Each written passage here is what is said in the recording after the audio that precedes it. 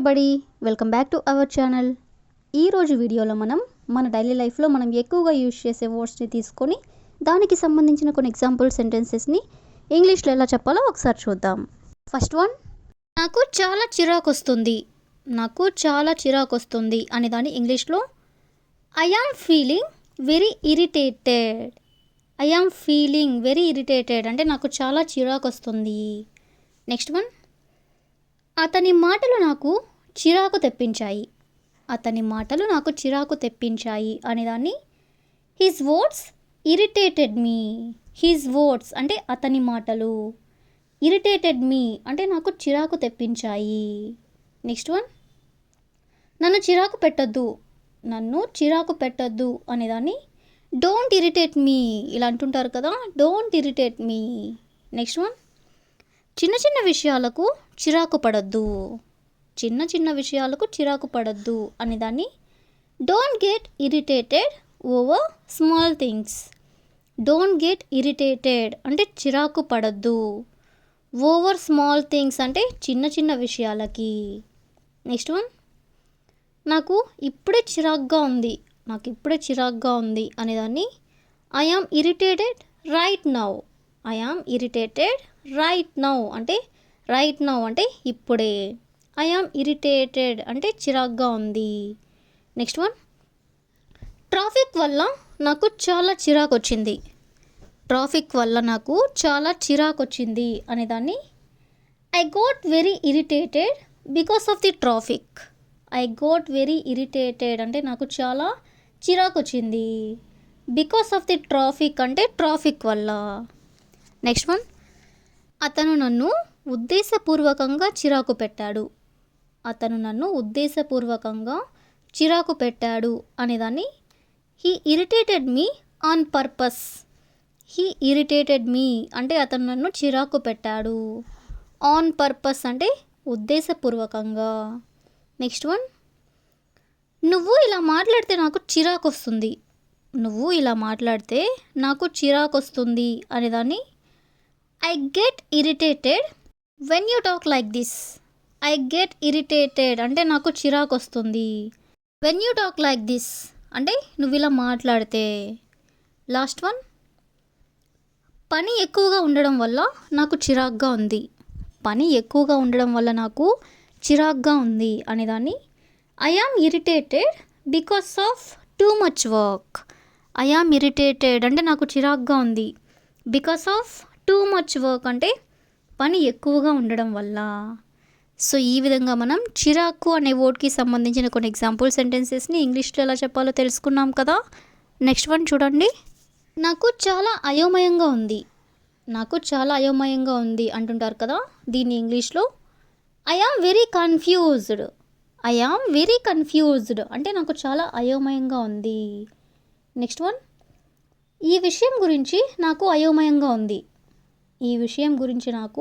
అయోమయంగా ఉంది అనేదాన్ని I am confused about this matter. అంటే నాకు అయోమయంగా ఉంది. అబౌట్ దిస్ మ్యాటర్ అంటే ఈ విషయం గురించి. నెక్స్ట్ వన్, అతని మాటలు అందరినీ అయోమయంలో పడేశాయి అనేదాన్ని హిస్ వర్డ్స్ కన్ఫ్యూజ్డ్ ఎవ్రీవన్. అంటే అతని మాటలు, కన్ఫ్యూజ్డ్ అంటే అయోమయంగా ఉన్నాయి, ఎవ్రీవన్ అంటే అందరినీ, అంటే అతని మాటలు అందరినీ అయోమయంలో పడేశాయి అనేదాన్ని his words confused everyone. Next one, ఏది సరిగా ఉందో నాకు అయోమయంగా ఉంది అంటే ఏది కరెక్ట్గా ఉందో నాకు అయోమయంగా ఉంది అనేదాన్ని I am confused about what is right. అంటే నాకు అయోమయంగా ఉంది. అబౌట్ వాట్ ఈజ్ రైట్ అంటే ఏది సరిగా ఉందో. నెక్స్ట్ వన్, వాళ్ళు ఇచ్చిన సమాచారం వల్ల నాకు అయోమయం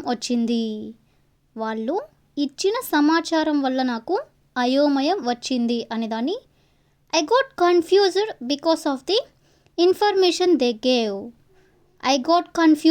అంటే నేను కన్ఫ్యూజ్ అయ్యాను అంటే అయోమయంగా ఉన్నాను. Because of the information they gave అంటే వాళ్ళు ఇచ్చిన సమాచారం వల్ల. సో ఈ విధంగా మనం అయోమయం అనే వర్డ్కి సంబంధించిన కొన్ని ఎగ్జాంపుల్ సెంటెన్సెస్ని ఇంగ్లీష్లో ఎలా చెప్పాలో తెలుసుకున్నాం కదా. నెక్స్ట్ వన్ చూడండి.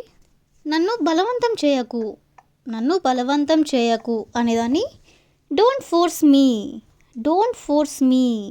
నెక్స్ట్ వన్, నేను నిన్ను బలవంతం చేయలేదు, నేను నిన్ను బలవంతం చేయలేదు అనేదాన్ని I'm not forcing you, I'm not forcing you. Next one, అతను నన్ను వెళ్ళమని బలవంతం చేశాడు, అతను నన్ను వెళ్ళమని బలవంతం చేశాడు అనేదాన్ని he forced me to go, he forced me అంటే అతను నన్ను బలవంతం చేశాడు. టు గో అంటే వెళ్ళమని. నెక్స్ట్ వన్, వాళ్ళు అతన్ని పని చేయమని బలవంతం చేశారు, వాళ్ళు అతన్ని పని చేయమని బలవంతం చేశారు అనేదాన్ని they forced him to work, they forced him అంటే వాళ్ళు అతన్ని ఫోర్స్ చేశారు. టు వర్క్ అంటే పని చేయమని. నెక్స్ట్ వన్, ఎవరు నిన్ను ఇది చేయమని బలవంతం చేయలేదు, ఎవరు నిన్ను ఇది చేయమని బలవంతం చేయలేదు అనేదాన్ని no one forced you to do this, no one forced you అంటే నిన్నెవరు బలవంతం చేయలేదు.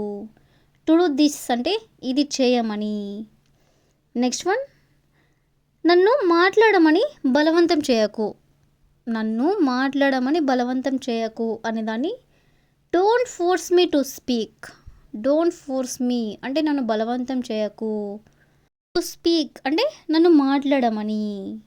నెక్స్ట్ వన్, అతను నన్ను బలవంతంగా క్షమాపణ చెప్పించాడు, అతను నన్ను బలవంతంగా క్షమాపణ చెప్పించాడు అనేదాన్ని he forced me to apologise, he forced me అంటే అతను నన్ను ఫోర్స్ చేశాడు. టు అపోలైజ్ అంటే క్షమాపణ చెప్పమని. నెక్స్ట్ వన్, బలవంతంగా చేసిన పని ఎక్కువ రోజులు నిలవదు, బలవంతంగా చేసిన పని ఎక్కువ రోజులు నిలవదు అని చెప్పాలనుకున్నప్పుడు work done by force won't last long, work done by force అంటే బలవంతంగా చేసిన పని వోంట్ లాస్ట్ లాంగ్ అంటే ఎక్కువ రోజులు నిలవదు. సో ఈ విధంగా మనం బలవంతం అనే వర్డ్కి సంబంధించిన కొన్ని ఎగ్జాంపుల్ సెంటెన్సెస్ని ఇంగ్లీష్లో ఎలా చెప్పాలో తెలుసుకున్నాం కదా. So that's all for today. I hope you all like this video. Thank you for watching.